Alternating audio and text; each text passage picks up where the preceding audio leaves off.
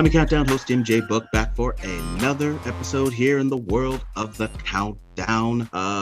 As I'm speaking, just getting off of a day removed from the WWE Money in the Bank pay-per-view last night. Interesting pay-per-view and an interesting post-show over on the Third Generation Wrestling. Last night, your boy was definitely in rare form. So for those of you who listen or watch Third Generation Wrestling, definitely listen to me and listen to the hosts, which is the real Big E, who you've heard on here, Eric, and the Ambassador Rob. And we were also joined by the good brother Blake, who's also been on here. So fun was had definitely by all. If you want to know what we all thought, definitely hop over to Third Generation Wrestling and listen to last night's Money in the Bank review. But this is the countdown. What we do here is, of course, we count stuff down. And I'm hopping back. It's time to head back to the 80s. 80s have been neglected a little bit, but I'm heading back. And we're going to start her off, or try to get this thing finished off. Hopefully in August, I'll have this thing done, which is your boy's birthday month. Hopefully we can get this thing wrapped up. And right now, we're going to be doing 1983. This should be interesting. For those of you who kind of wondered why I did this backward instead of starting with like 1980, I started with 1989. The guy who requested this was really forcing the fact that I should start with 1989 because, of course, Batman. But also, for me, I think it's better to do it this way because there were some really big movies, the early 80s, and it kind of makes it a nice little finale. I mean, 1980 itself, as far as years, but after that, you had a couple of years where you had some really big movies come out, so that makes this a little more interesting. But instead of me talking about it, let's deal with some honorable mentions, just a few, just to get rid of a few of these. One, I'm going to name Jaws 3. I know some people don't like Jaws 3. I liked it. I'm not saying it's better than 1. I'm not saying it's better than 2, but I damn sure am saying it's better than 4. So Louis Gossett Jr. cracked me up in this movie, so I actually liked it. And I'm a sucker for Dennis Quaid. I like Dennis Quaid.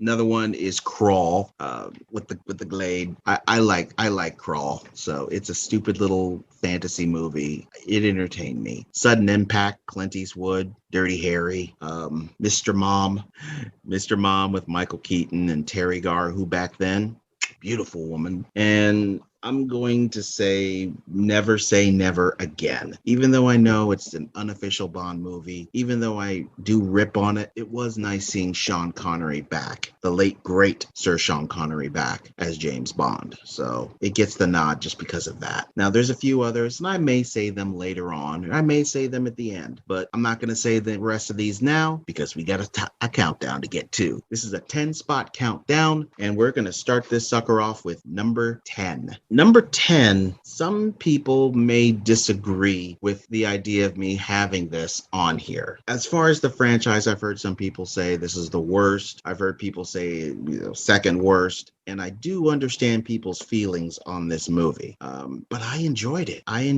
And at the end of the day, isn't that what matters? If you personally enjoy the movie, and I personally did. So for you folks watching on YouTube, you folks on YouTube, you already know what it is. And for you folks at home, or listening, I should say, this movie stars the late Christopher Reeves in the iconic role of Superman. But he would be joined by comic legend Richard Pryor in Superman 3. Superman 3 started off letting you know right off the bat this was going to be different. From the very moment Richard Pryor is he's in it. This is going to be different. And the first scenes of the movie start off pure comedy, slapstick, physical comedy. And some folks have a problem with that. I didn't. I thought it was an interesting way to kind of lighten things up. I mean, after all, this is a comic book movie, folks. By the way, this was directed by Richard Lester.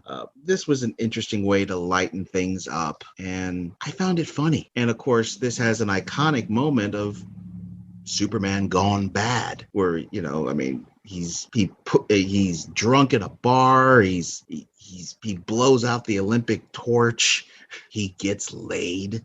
Superman gets laid, and it ain't with Lois. It's not Lois Lane. So he bangs a slut, essentially. he bangs a slut. But it's a different movie. And Annette O'Toole would join the Superman universe playing Lana Lang. Annette O'Toole, of course, would play Clark's Earth mother, Martha Kent, on the hit TV series Smallville. So it would all come circle for her. She would go from Lana Lang to Martha Kent. So it was interesting seeing Annette O'Toole, who was beautiful then on Superman 3 and showed up beautiful in Smallville. It's like, dang, man, that's Clark's mom. And I even remember an episode where people were ragging on Clark because his mom was hot. But it's like, your mom's hot, bro. Sorry. But like I said, this is a comedy. It's a different type of Superman movie. And maybe had they not done this, Superman 4 wouldn't have been made the way it was. They thought they had a decent enough formula to do Superman 4, and this was a success. This did make money, less than the previous Superman movies, but it was still successful. And like I said, I enjoyed it. And at the end of the day, as long as a movie, you enjoy watching it, then it's done its job. I own this movie, and I'm glad I own it. It's a good movie. It makes me laugh. Some of you may disagree with me, but I liked it. And I love the idea of Superman gone bad. And of course, you have that epic brawl at the junkyard where he splits into two, and it's this battle between this evil Superman and essentially just Clark, just Clark. So it's a great moment. It's one of my favorite moments throughout the Superman franchise is that brawl in the junkyard. It speaks a lot. And plus, it's just nice seeing the big blue Boy Scout turn just dark. And Christopher played it real well. He played an asshole really, really good. So number 10 is Superman 3. I know some of you disagree with me, and I'm fine with that. I don't care. I like it. Number 9. Number 9 was a traumatic movie. For a while, it affected me.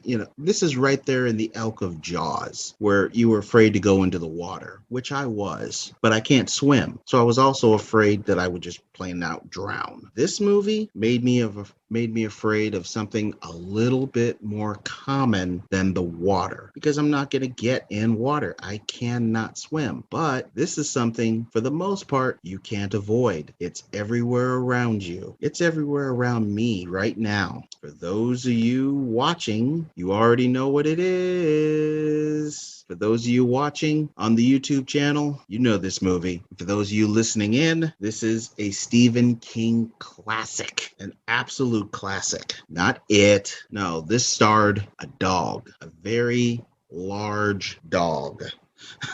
Cujo. I was always a little uncomfortable around dogs. This movie didn't help.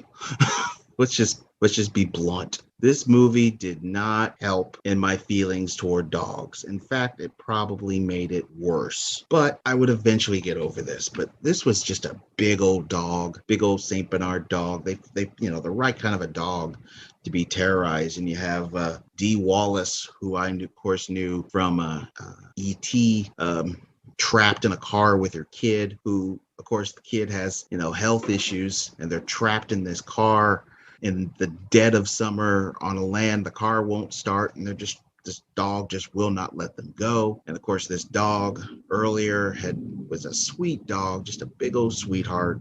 And unfortunately, he got bit on the nose by a rabid bat. And that was it. Dog lost his brains and started killing people. Killed his owner, just killing people. And the whole time, it's just these two people stuck in a car. And it's like, damn, this has got to be the worst father in the world, dude. It's like, where the hell are you, bro? But, I guess they explained it, why he wasn't present, but I didn't buy it.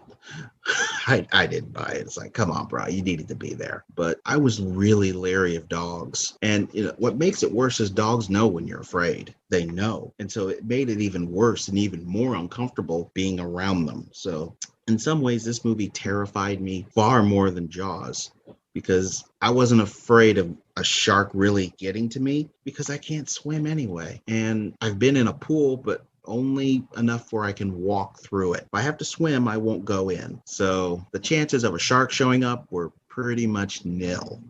because I've never been in an ocean. I've never even seen an ocean. So didn't have to worry about the shark thing, but I was certainly thinking it when I got in water. Dogs are everywhere. The building I live in, the people across from me have a dog. The people next to me, there's at least 3 or 4 apartments that have dogs just on my floor. I hear them all the time. One of my former neighbors that moved out, they had a dog. So you can't escape dogs. They're everywhere. So this, as a kid, really made me uncomfortable to be around dogs. And the only dog that I could be comfortable around, it took a little bit for me to get comfortable, was my Uncle Kendall's old dog, Junkyard. That was the only dog that I felt somewhat comfortable around, but even then I was a little leery to walk up on him because I was afraid he would do something. But Cujo, absolutely terrifying movie. I'm actually shocked they haven't done a remake of this, but maybe they will in light of what it did. So maybe down the line we'll see a remake of this movie. I'm not sure PETA would be a fan of it, but I think PETA would have a huge problem with the killer dog. But come on, PETA, just lighten up. It's a friggin' movie. No dogs were really gonna get killed. So anyway, number 9, Stephen King's Cujo. Oh boy, number 8. Number 8 is one of those movies that I would have never watched had it not been for school. School forced us to read this book. School forced us to watch the adjoining movie, and I ended up thoroughly enjoying the movie. I own the movie, and the star power that's in this movie, even though obviously at the time you didn't realize the star power that was in the movie, is absolutely amazing. The people that came from this movie and became just somebody.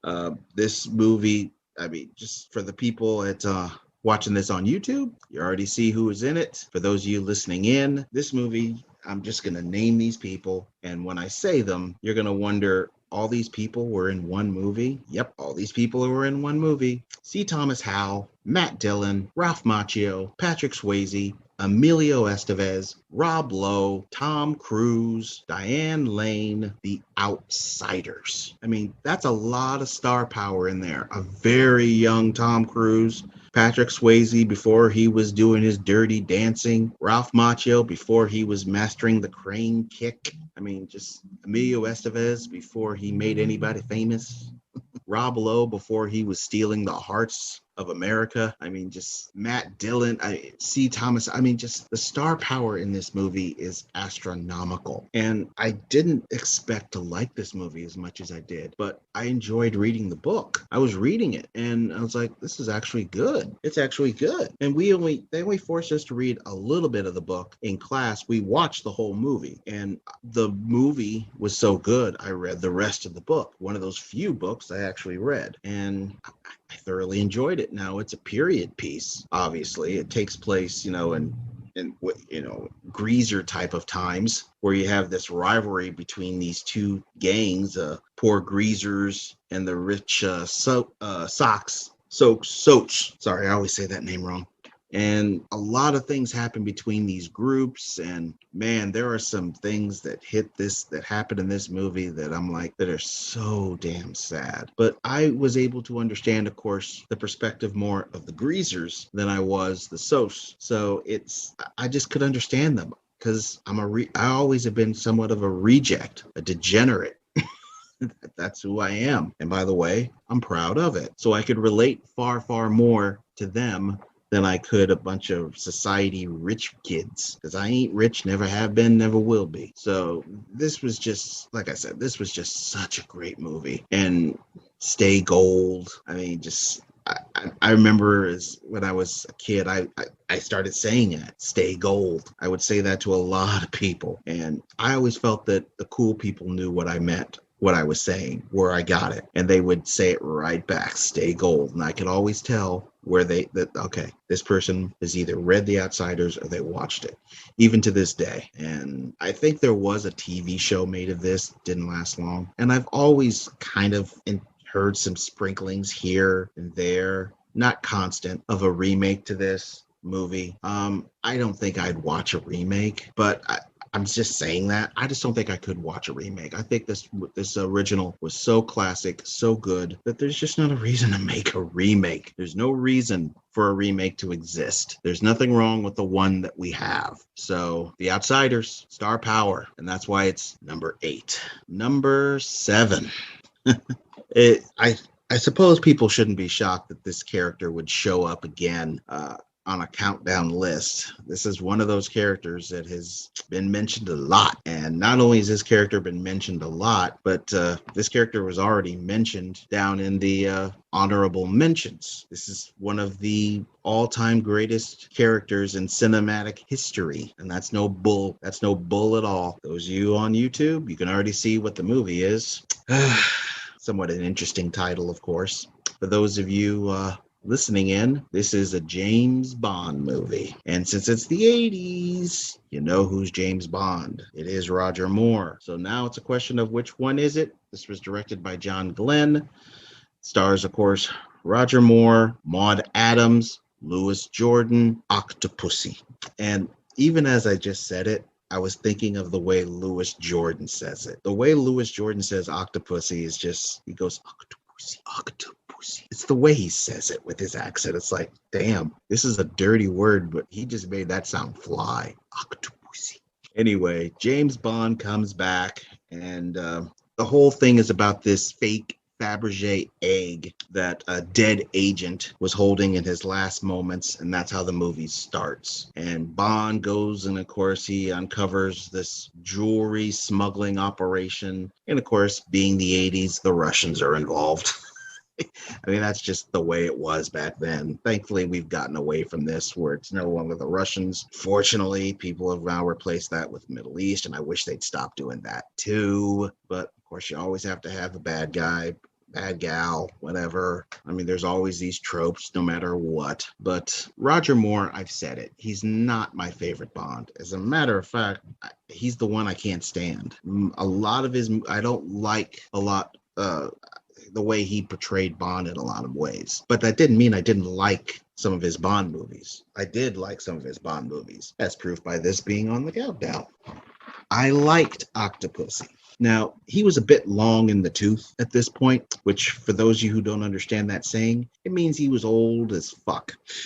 But with Maude Adams, it didn't seem so weird as it would in View to a Kill. That was just not right, in which he'd be paired with the late Tanya Roberts. Tanya, I think, said that Roger was about the same age as her mom at that point. Come on. That was a bit much, too old to be James Bond. But Octopussy is an entertaining movie, and I love Maude Adams' character in this as Octopussy.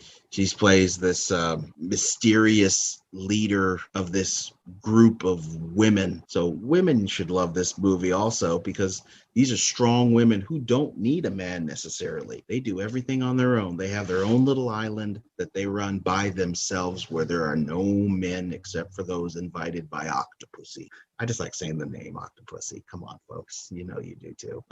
Had Roger Moore quit playing Bond right here, it would have been a great send-off. This was the proper time to stop, but he didn't. Came back, and of course would play Bond again. And his last hurrah was View to a Kill, and he shouldn't have done that one. But this is one of those good. This is one of the Bond movies I do think of when I think of Roger Moore. It was his last really great one, and he really should have closed it out right here. This should have been it. But he came back, did another Bond movie, and I'm sure he regretted it. I've heard some interviews where he was like, yeah, I shouldn't have probably done that one. But his place in history is secure as far as James Bond, even though he's not my favorite. But he did have Bond movies I liked, and this was one of them. As much as I'm ripping him, trust me, I really do like Octopussy. I have absolutely no problems watching this movie, as well as a couple of other Roger Moore Bond movies. This is probably, I'd have to think about it, but this one may be my second or third favorite Roger Moore Bond movie. So it's not like he did nothing bad or nothing good as far as Bond. This is one of the good ones. So if you're a Bond fan, you already know about Octopussy. For those of you curious about Bond movies, I would recommend watching Octopussy. There's a couple of other Roger Moore Bond movies I'd recommend maybe before this to watch, but this is still a good one. So, number 7, Octopussy. Number 6. Number 6 is an odd choice. Not a movie I expected to like, and I recently went back and rewatched this, curious if I would still like it, and I still do. I still think it's a good movie, and it was made in an era where this actor was actually doing decent. And unfortunately, as far as with him, to me, movie career has not been very kind, because there hasn't been a whole lot. He's done good, and he was in one of the worst movies ever, a movie that has been mentioned on this show, sadly, by Eric, and that movie is Godzilla. So you probably now know the actor that I'm referring to, and you may now even know the movie. For those of you on YouTube, you're seeing it. For those of you listening in, this movie was directed by John Badham, and of course is starring Matthew Broderick, Ali Sheedy, John Wood, Dabney Coleman. War Games. War Games, again, this is definitely a product of its time. Again, the whole thing is with Russia. This was a huge trope in the 80s. And for those nowadays, for those of you who are younger, who may be listening to this, who don't even hear Russia except for illegal Facebook stuff during the Trump thing, which was that's about all you know about. That's about it. Back then, we were in this quiet war, the Cold War, and every day you kind of were curious, will the Russians bomb us? When will they do it? If you thought there was going to be a war, that America was going to be facing somebody, you thought it was going to be the Russians. And in every movie, the Russians were just always constantly being bad guys, and it was just a shame. I didn't like that they were always troped as the bad guy. And it was in everything. It was in movies, it was in TV, wrestling. I mean, just everything. The Russians were just the ultimate bad guy or gal. And in this movie, Matthew Broderick stars as this computer geek. I mean, just the technology in the movie. You have floppy disks. I mean, just arcades. I know some of you are, even though arcades are kind of have been making a comeback. This is the era of the arcade.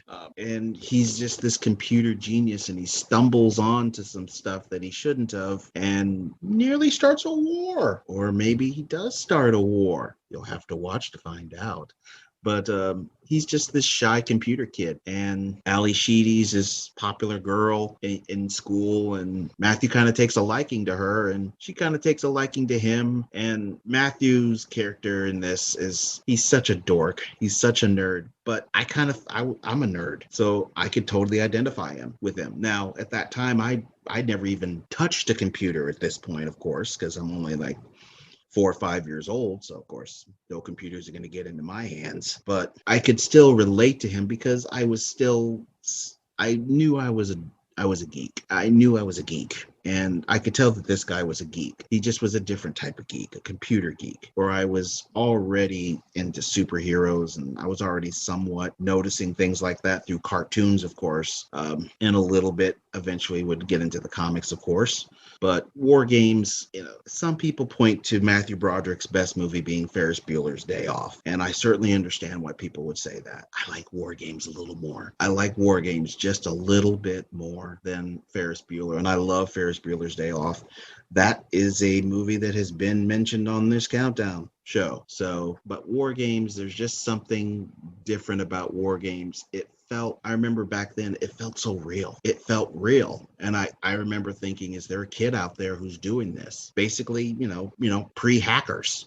That's what this is, basically, in a way. Hackers. Just a very early version of it on a grander scale, because we're talking about World War. And of course, this introduced me to the famous, you could see it over here, DEF CON. And of course, some of you are wondering what that thing is.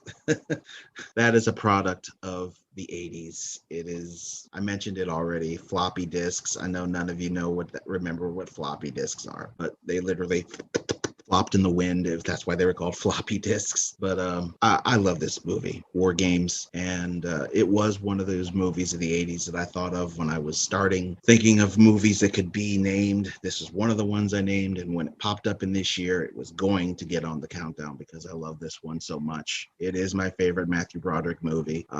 Back when Matthew Broderick, to me, was still doing good movies, and he's unfortunately kind of left that era behind. And I'm trying to think of the last good movie he did. To me, I can't think of one. I'm sorry. I'm sure he's done something, but I just can't think of one. But his place is secure here. Number 6, War Games. All right, top 5. We're in the top 5, and we're going to start in the world of comedy again. We're getting a comedy. We've had some comedy with Superman, no comedy with Cujo. There's a couple of comedic elements in The Outsiders. Of course, with Roger Moore, you got a little bit of comedy in Octopussy, a little bit of comedy in War Games, but this is pure comedy. This starred some comic geniuses and legends who at the time, my goodness, it just seemed like they couldn't do any wrong. One in particular who would just fall and fall hard. Don't know what happened to the brother, but this movie... I'm looking at the poster for it, and it cracks me up. And it has characters that would pop up in another movie starring one of these individuals, even though he was playing a completely different human being. For those of you on YouTube, you're already seeing the movie. For those of you listening in, this movie was directed by John Landis, a name that's been mentioned before, and stars Eddie Murphy, Dan Aykroyd, Ralph Bellamy, Jamie Lee Curtis. It is Trading Places. Trading Places is such an interesting movie. Dan Aykroyd plays this snobbish, just elitist rich guy, and Eddie Murphy is a broke, just stereotypical brother in a movie of the 80s. And two very, very rich guys, which would be trying to point at him. I can't point at him. Well, there we go. This guy right here and these two make a bet for $1 about switching their lives. And Eddie goes from this broke dude in jail to this rich guy with a butler, and Dan Aykroyd goes from this elitist snob at his friends at a country club, being turned down by them, booted, losing his job, being called a heroin dealer, I think a drug dealer, and staying with a hooker. But let's be honest, real life hookers and movie hookers are not the same. This hooker was Jamie Lee Curtis, and if hookers looked like that, I don't mind saying I'd be buying some hookers. Of course, Jamie Lee Curtis, this was you would see a couple of things in this movie of Jamie Lee, but this is just a hysterical movie. This is one of those movies, I don't own it, but it's one of those that's on that Amazon list that's got like 1,000 DVDs and Blu-rays on it. It's in there. It's on there. And someday I will eventually get this. I have to do it. It's just so damn funny. And I said 2 people would show up in another person's movie. Eddie would go on to do, of course, Coming to America. And he gives some money to these 2 homeless people. And it's these 2 old rich guys that I pointed at before that I'm not even going to try to point at again. And they're like, "Mortimer, we're back." And it's like, are they going to do a sequel to Trading Places? Which, of course, they never really did. It was just a stupid little joke on us, and just a nod to a previous movie, which was funny still in its own right. But this was so entertaining, and the comic genius of Dan Aykroyd and Eddie Murphy these are legends in comedy, just absolute legends. The list of movies that these guys are involved in, TV shows that they're involved in. Dan Aykroyd, of course, a tremendous legendary writer with Harold Ramis, with Ghostbusters. These are just 2 comic legends, and to have them paired up in this movie, which it could have been a flop, but this was just damn funny. Just rolling around the ground laughter. And sometimes you need a movie like that, especially in times like this. So Trading Places is just damn funny. It's hysterical. Dan Aykroyd acting like a black man with the paint. I know some people will have some problems with that, especially in today's climate. But folks, it's a movie. He's not being racist. Let it go. It's funny. It is funny. Sometimes I wish we could go back to this time when stuff like that could be done and where the term politically correct didn't exist. It just didn't exist. We've gotten way too politically correct. That scene would not happen today because too many black people would get pissed. And come on, it's just stupid comedy. Let it go. But Trading Places, number 5, all-time legendary comedic movie by two comedy geniuses, and of course starring the beautiful Jamie Lee Curtis, who to me, I don't care what anybody says, to me, she's still beautiful. An ageless wonder as far as I'm concerned. All right, number 4. Well, you think I was going to leave comedy? This is another comedy, and this would spawn off a franchise as well, a franchise with a certain family, and then a franchise just with well, let's just say this was just a huge movie, and unfortunately it stars an actor whose career, this era of his career was the best era of his career, and he went down hard as well. He had his own late night show, which it was bad.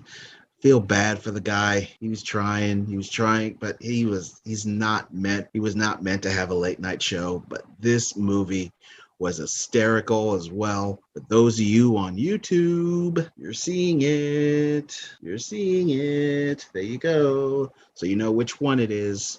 For those listening in, this is National Lampoon's Vacation, our first movie with the Griswold family, which has got to be the dumbest one of the dumbest families in the world.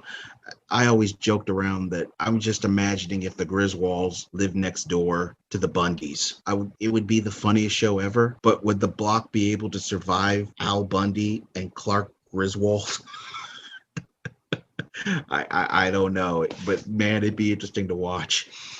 This was directed, of course, by Harold Ramis. I already said it, Harold Ramis's name, another legend. Harold is another genius. Rest in peace to Harold Ramis. Written by John Hughes, of course, stars Chevy Chase, Beverly D'Angelo, who back then, beautiful woman. And the Griswolds are on this family cross-country drive to get to Wally World. That's the whole point of the movie. They're just driving to get to Wally World. And a lot of things happen. With girls in Ferraris and dogs and elderly people and just police. Just so much stuff happens in this movie. And it is fall down funny. It is just a classic. And of course, it's one of those times where you can argue a sequel could actually be funnier, because National Lampoon's European Vacation is even more funny. That movie is just, these two movies together are great. Now, I know a lot of you have a special feeling toward the Christmas movie, and I don't mind the Christmas movie, but when compared to these previous two, for me, it's the worst of those three. And then the Vegas Vacation happened, and that really became the worst. And of course, a few years ago, there was a remake, which I never saw, and I never will. I don't want anything to do with that thing. But man, National Lampoon's Vacation.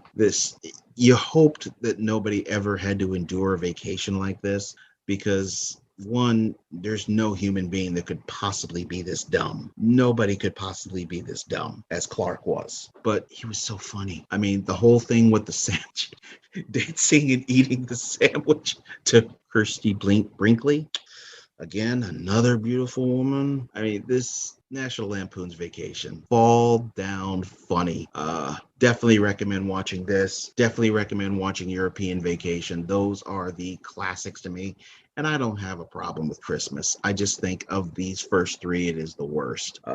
I think the previous two were funnier than Christmas Vacation. That's just my humble opinion. But so many John Candy was in this, late great John Candy. This is just an era of great comedy movies, the 80s. And comedies have changed, and we got into this era of spoofs, which went way too far. I mean, spoofs had their place in the 80s, of course. We had Airplane, Naked Gun, but spoofs went into this whole other territory. And now we're in these just stupid comedy, just stupid. So missed this era of comedy movies. This was a good era for comedies, was the 80s. And it would go into the 90s, but you would also start to see the demise in the late 90s. And as we got into 2000, comedies really were starting to go on the downhill. And that leads us to where we are now, where the comedies are just not funny. They're just not funny. It's a shame. But this one was one of the great comedies of all time, starring, like I said, Chevy Chase as Clark W. Griswold. It is, of course, on my list. Number 4, National Lampoon's Vacation. Number 3, another comedy. Now, a lot of people have a certain affinity for National Lampoon's Christmas Vacation, but there's a few other Christmas movies I hold a lot higher than that. Home Alone, I hold higher. Some of you may not think this is a Christmas movie, but it is. Die Hard is a Christmas movie, and this movie is also a Christmas movie. In fact, it's got Christmas in the title. For those of you watching on YouTube, you can already see what it is. This is A Christmas Story. A Christmas Story directed by Bob Clark, starring Peter Billingsley, Melinda Dillon, Darren McGavin. This takes place in the 40s, and it's about a young boy named Ralphie. And Ralphie, he just wants that Red Ryder BB gun. That's all he wants. And a lot of things happen on the way to Christmas. And of course the line that he keeps getting said every time he wants this gun is, "You'll shoot your eye out." So, this movie is so hysterical. I mean, I think it's TBS that does this, or it could be TNT. It's one of those 24 hours of A Christmas Story where they just air this thing back to back to back for 24 straight hours. Now, I don't have cable anymore, but when I did, I would watch a good portion of I would watch this maybe anywhere from 8 to 10 to 12 hours. Just would watch it in a loop. One time I decided, you know what, I'm going to just watch this for the whole day. And I did. And I was still able to laugh every single time. This movie does not get old. It just doesn't. I do proudly own this movie, so I don't have to do that anymore. I don't have to watch it in a loop. I can just watch my movie. I believe I have it on Blu-ray, but this is so funny. It's just so damn funny. And they hired the right actors. That bunny scene is just pure torture, because we've all, as kids, gotten that gift that it's something you have to wear, and somebody wants you to wear it now, and you would rather die than put that thing on. It could be a shirt, it could be a sweater, but you just don't want to wear it. And you put the thing on, and you just know. And you either have somebody there who's laughing at you, you have somebody there who's saying it looks great, and you have one person saying, "Would you get that off the boy? Get that thing off of him. He's not proud to be wearing that. Get that thing off of him." So, so many classic tropes, so many classic scenes in this movie. Tongue stuck to the pole, which is what you're, kind of seeing right there. The leg lamp, the dogs. I mean, there's just so much funny about this. Soap in the mouth.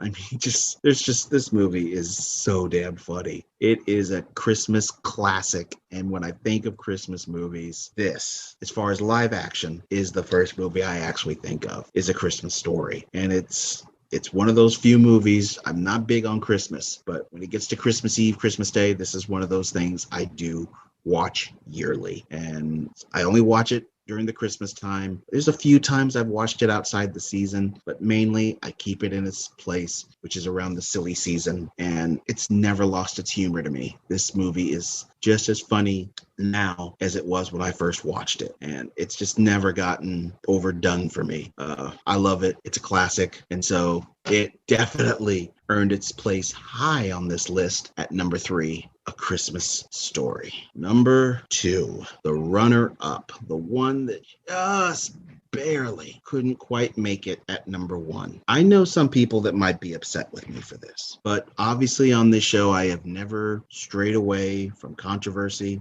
So instead of hitting around it, let's just get right to it. Yeah. Yeah, I know some of you are going to have a problem with me on this, and I completely get it. On YouTube, y'all are seeing it, and for those listening in, it's Star Wars, Return of the Jedi, Episode 6. Yeah, it does hurt putting this at number 2, because I'm not saying Return of the Jedi is bad. I am saying that of the original trilogy, Empire is the best, hands down. Something has to be the worst. It's not an insult. Something has to be the worst, and it's this one. It is the worst to me of the original trilogy. It's not a rip. When I say that Lord of the Rings is the greatest trilogy ever made, it's because each movie got better. I can't say that about the original Star Wars trilogy. It started off real like it was headed that direction. Star Wars, and then you get to Empire, and then you get down here with Return.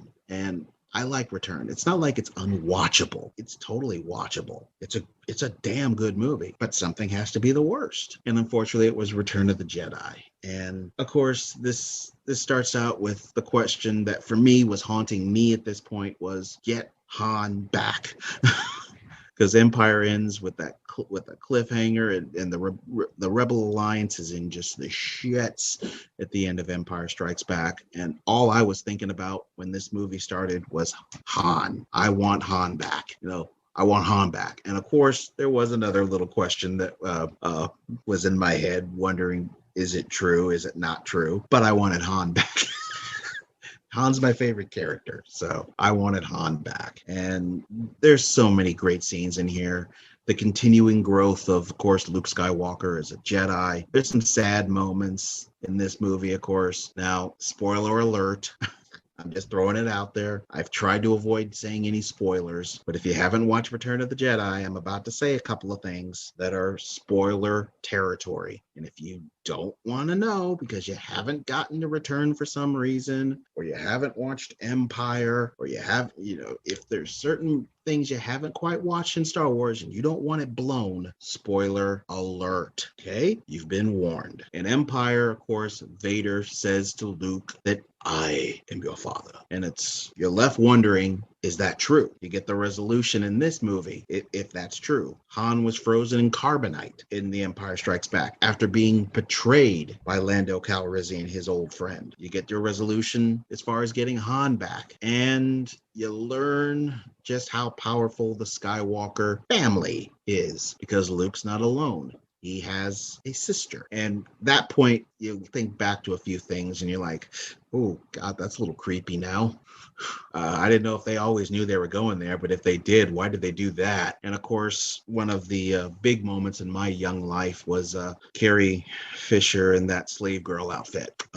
Yeah, that was a major moment in my young life. That was my first crush, was right there. I've said it before that she was that first early crush, along with another actress who was closer to my age at the time. Carrie, though, was the first full-grown woman who I had somewhat of a little bit of a crush on back then. She was a sex symbol back then. Come on. That slave girl outfit, just not right. Just not right. Just things a little 4 or 5-year-old boy was, wondering about. I don't need to go into this. But Return of the Jedi, it's a great movie. Unfortunately, this would also introduce those fucking Ewoks. Even as a kid, I hated the Ewoks. I didn't like them then. I don't like them now. So that was a negative point of the original series of movies, was those damn Ewoks. But of course, these movies will get re-released numerous times, and they've edited it now where certain actors that were in it before are not in it, replaced with other actors. There's a whole lot of things with these movies, but Return of the Jedi, such a classic. The classic lightsaber duel again at the end. You had to see the rematch between Luke and Vader. You get that here. Just a great movie. An awesome movie. Love Return of the Jedi. And it does hurt me putting it at number 2, but I gotta be real. And it's really number 2. So may the force be with you, and please forgive me. Number 2 is Return of the Jedi. Oh boy, number 1. One left. Some of you probably already know what it is, which may make you understand. For those of you, you know why this is number 1. But before I say number 1, let's do just a little review. Number 10 was Superman 3. Number 9 was Cujo. Number 8 was The Outsiders. 7, Octopussy.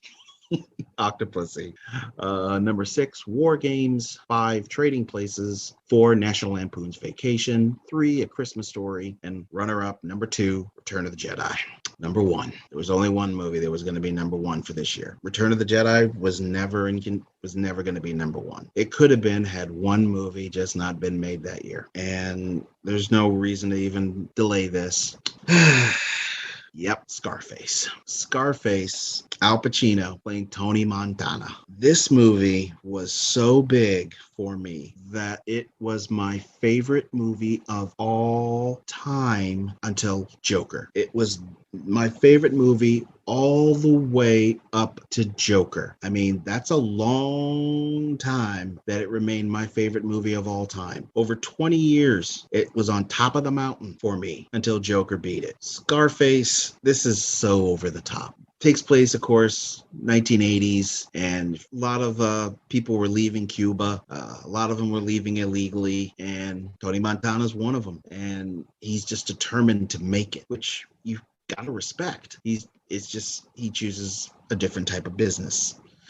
He's a criminal, and he's just determined to make it on top and he eventually does. He makes it on top. He makes it in this business. And he hooks up with a very young Michelle Pfeiffer, who Michelle Pfeiffer to me is one of the sexiest women ever, but not back then. Back then, she was a little bit stick figure for me, and I always found it a little creepy. She improved on that as the years went on and didn't look so stickly as she was in that. But Scarface, I could talk about this movie for hours. There's a phrase in this movie that has become one of my mantras. All I have in this world is my balls and my word, and I don't break them for nobody. That's how I feel. If I give you my word, I mean it. I will not break it. And, things like, don't get high on your own supply. When you get a money, you get a power. When you get a power, then you get a woman. And of course, that's the line that everybody says and thinks of and has been said in bedrooms all across the world. Say hello to my little friend. Scarface is one of those characters you should not be rooting for him. You know he's a bad guy. He's doing bad things. He even says it, I'm the bad guy. But you can't help it. He just is a likable character. You don't like everything he does, and you root for him. You root for him despite everything he does. Now, again, spoiler alert, but Manny, his boy, his partner, what he does to Manny is when you knew. When I watched what he did to Manny, it's like, this is not going to end good for you. I thought it could stupidly, but now I know it can't. You cannot do what you just did and get away with it. You've gone too far. You went too far before this, but I still stupidly thought somehow you could survive, but not this. And his sister is, of course, played by Mary Elizabeth Mastrantonio. We get to it's so, I want to describe the ending of this movie, but it's so revealing stuff. But this ends in a huge shootout at Tony's place, and a lot of bullets, a lot of blood, bodies. It is an amazing ending to a movie. The way this movie ends, it is just awesome. It is truly one of the greatest movies ever made. It is cinematic genius, and it's a long movie. I mean, there's no doubts on this. It is long, and some people have a problem with how long this is. I mean, this is 2 hours and 50 minutes long. It's not short, but that's what you get when you have the genius of Brian De Palma at work, the genius of writer Oliver Stone at work. You get a movie like this, starring, like I said, Al Pacino, Michelle Pfeiffer, Stephen Bauer, Mary Elizabeth Mastrantonio, Robert Loggia, oh God, what's his name? Oh geez, Harris Yolin, F. Murray Abraham. This is a legendary movie. I love this movie. I have a poster of this movie. Thank you, Rob. I'm looking at it right now. I kind of wish I'd grabbed it and brought it over here. It's over there. I don't want to run off my own podcast to go grab it. So it's this animatronic statue of Tony Montana that you push the button and it talks. He says his lines unedited, which there's another thing. There's an unedited version of this movie. It's funny. It is funny. The things they because there's a lot of cussing in this movie. A lot. and they have to edit words. The famous one is pineapple, and I'll let you guess what they had to replace with pineapple. It does start with P. I'll just let you guess. But I own this movie 3 times. I bought it on I have it on VHS. It got destroyed accidentally, pissed me off. Got it in on DVD. Got it on DVD again because it was a special edition version, and then I bought it on Blu-ray. So technically, I own this movie 4 times, but presently I have it still 3 times because the VHS got destroyed, which pissed me off. I love this movie. I could go on about Scarface forever. Rob and I absolutely love this movie. It is one of our all-time favorites. Rob, in a way, introduced me to this movie, and I thank him for it.